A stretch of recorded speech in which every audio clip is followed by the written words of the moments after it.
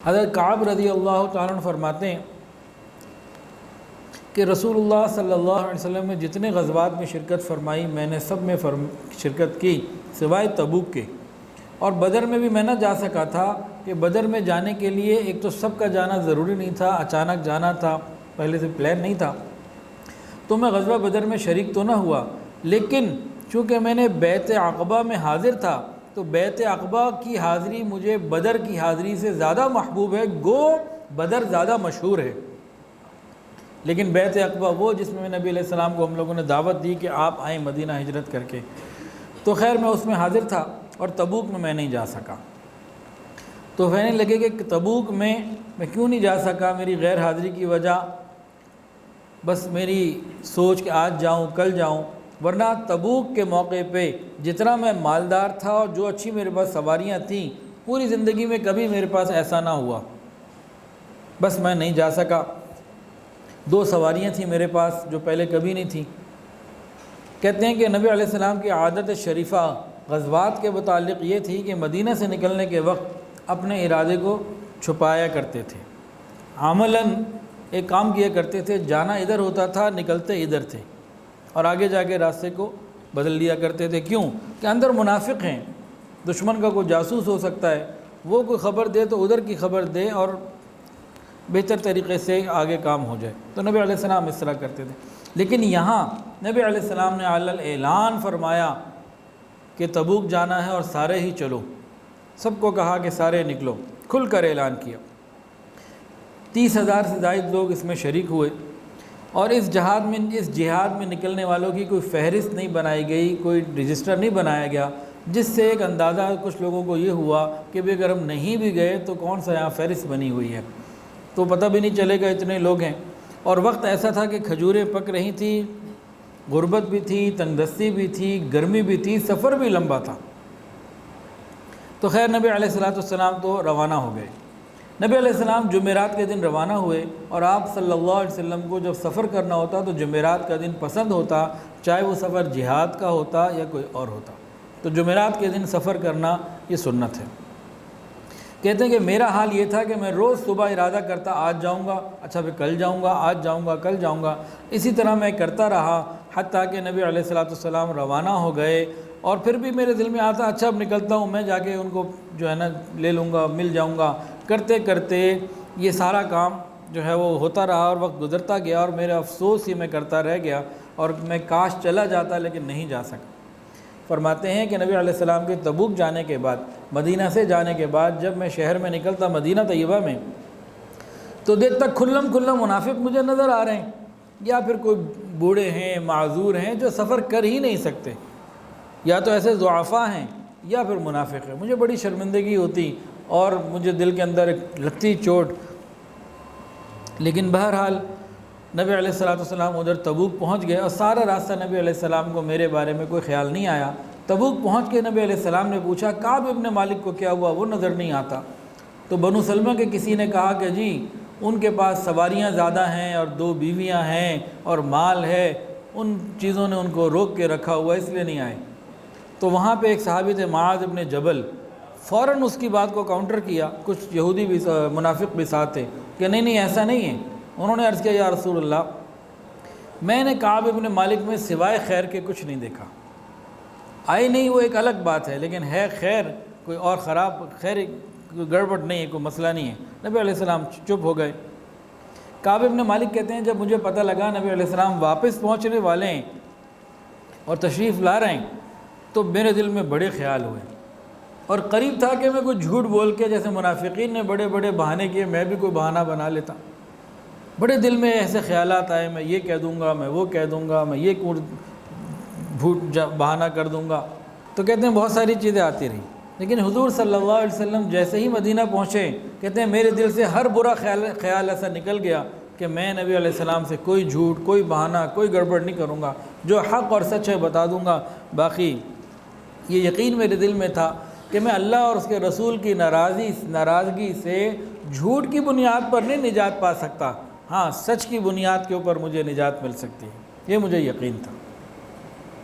خیر نبی علیہ السلام چاش کے وقت آئے، اور مسجد میں بیٹھے لوگ آتے رہے اور اپنے اپنے عذر کرتے رہے، اور منافقین بھی آئے جن کا بھی ذکر کیا گیا۔ کہتے ہیں اسی سال میں بھی نبی علیہ السلام کے سامنے جا کے بیٹھ گیا، اسی طریقے سے چلتے چلتے آپ کے سامنے بیٹھ گیا۔ میں نے سلام کیا تو نبی علیہ السلام نے اس طرح تبسم فرمایا جیسے کوئی ناراض آدمی کسی کو مسکراتے دیکھتا ہے۔ مسکراہٹ تو تھی لیکن ناراضگی والی۔ اور بعض روایت میں کہ نبی علیہ السلام نے اپنا مبارک رخ ہی پھیر لیا۔ میں نے عرض کیا یا رسول اللہ مجھ سے کیوں چہرہ مبارک پھیرتے ہیں؟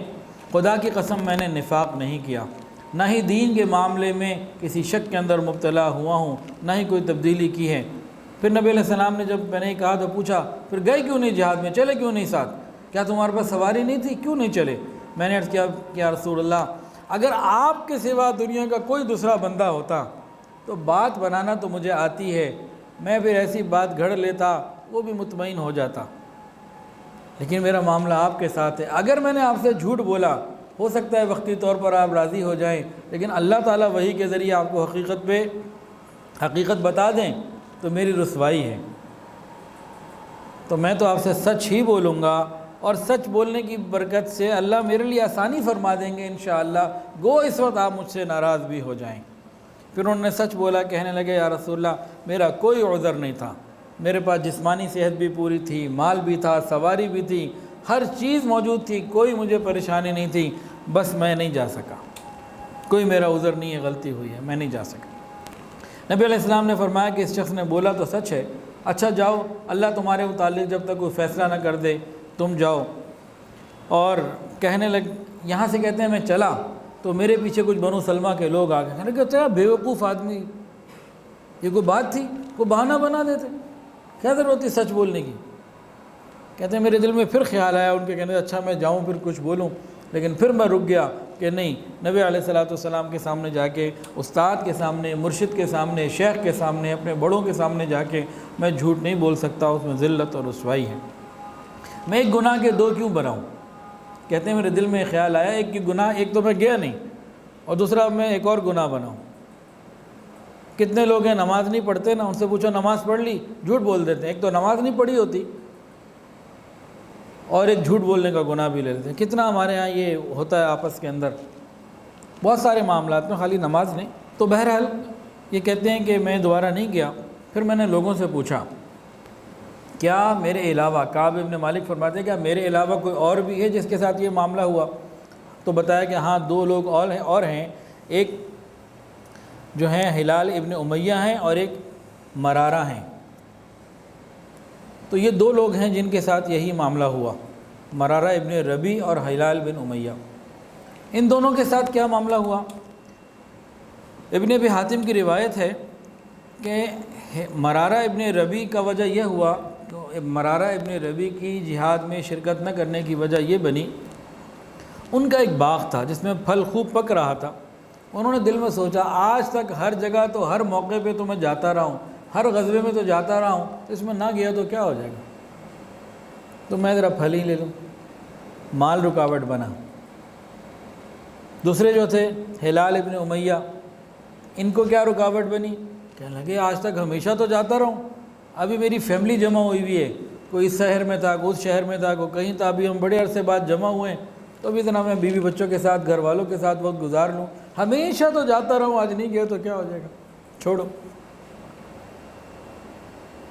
تو ایک کی وجہ بنی باغ اور ایک کی وجہ بنی گھر والے۔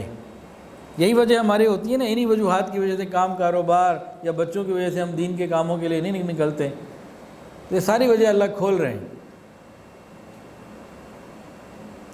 تو جن کا باغ تھا مرارہ رضی اللہ تعالیٰ، انہوں نے تو ارادہ کیا اور پھر اس باغ ہی صدقہ کر دیا اللہ کے راستے میں، اس کی وجہ سے میں رکا، اسی کو صدقہ کر رہا ہوں۔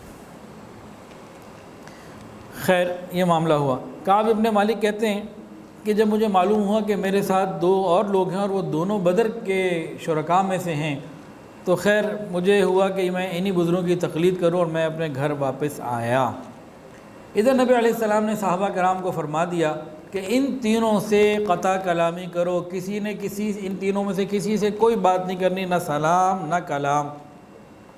کہتے ہیں کہ ہم سب مسلمانوں سے محبت کرتے تھے، سب مسلمان ہم سے محبت کرتے تھے، لیکن اس کے بعد تو کسی نے ہم سے بات کرنا تک گوارا نہ کیا، اور دنیا ہمارے لیے بالکل بدل گئی۔ ہم لگتا تھا کہ یہ نہ وہ شہر ہے نہ یہ وہ لوگ ہیں، کچھ بھی نہیں، کوئی نہیں ملتا، کوئی اجنبی، ہر آدمی اجنبی۔ اور کتنے پوائنٹ کی بات جو ان کو پریشان کرتی تھی، سنیے۔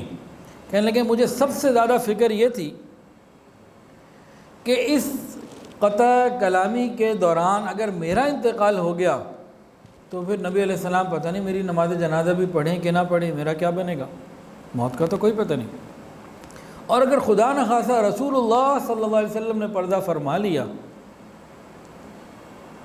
تو پھر تو زندگی ایسے گزر جائے گی۔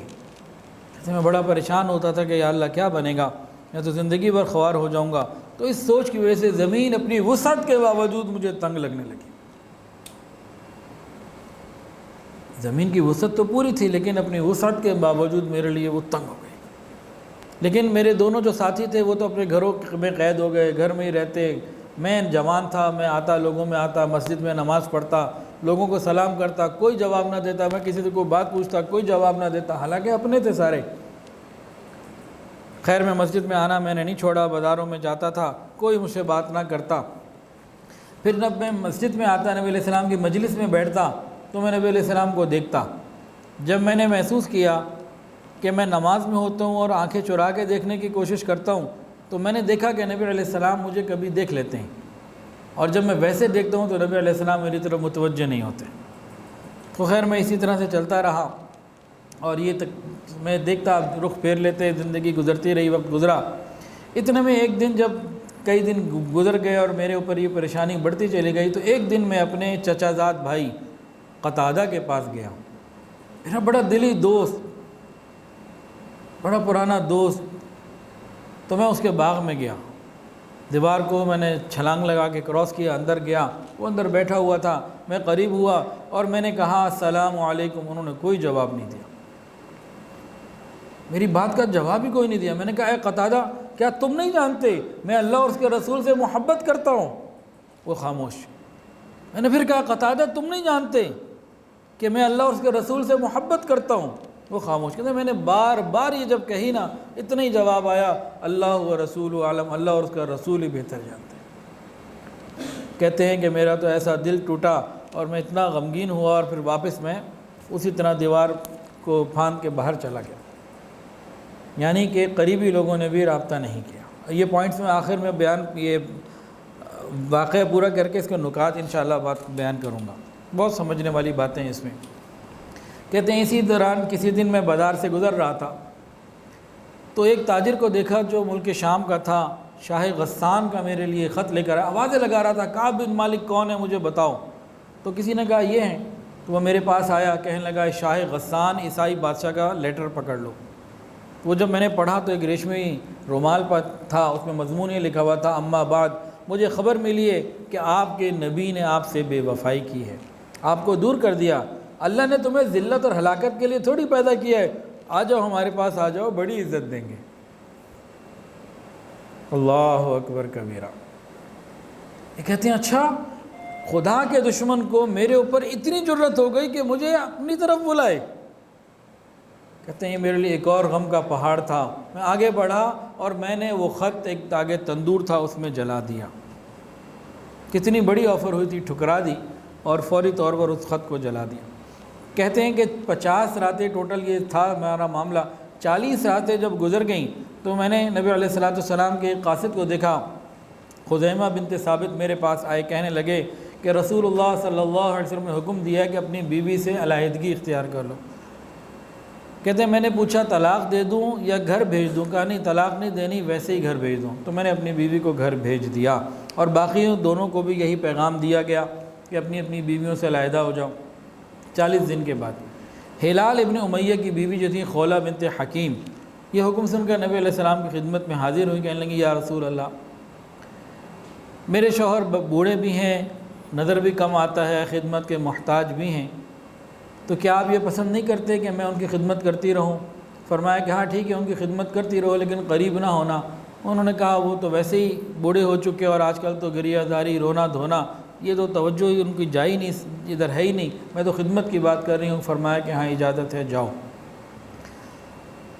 کعب ابن مالک کہتے ہیں مجھے بھی کسی نے مشورہ دیا کہ جا کے تم بھی اپنی بیوی کو نبی علیہ السلام سے مانگ لو کہ تمہارے ساتھ رہے۔ کہنے لگے مجھے تو یہ مشورہ اچھا نہ لگا کہ میں جوان بھی ہوں، بیوی سے قربت بھی ہو سکتی ہے، وہ بوڑھے تھے، اور دوسرا جب نبی علیہ السلام کا حکم آ گیا ہے تو پھر احتیاط یہی ہے کہ بات کو پورا کیا جائے۔ خیر 50 راتیں جب گزر گئی نا، تو رات کا وقت تھا، تہائی رات کا، نبی علیہ السلام کے اوپر آیات نازل ہوئیں، ان کی توبہ کی، وعلی الثلاثۃ الذین خلفوا حتی، تو یہ آیات نازل ہوئیں۔ نبی علیہ السلام نے حضرت ام سلمہ رضی اللہ تعالیٰ عنہ کے پاس آپ تھے، ان کو آیات سنائیں۔ انہوں نے کہا میں فوری طور پہ صحابہ کو بتا دوں؟ نبی علیہ السلام نے کہا ابھی نہیں بتاؤ، ٹھہر جاؤ، اگر ابھی بتا دیا تو میری رات کی نیند خراب ہو جائے گی، ہجوم ہو جائے گا، سارے آ جائیں گے، ابھی مت بتاؤ، صبح بتانا۔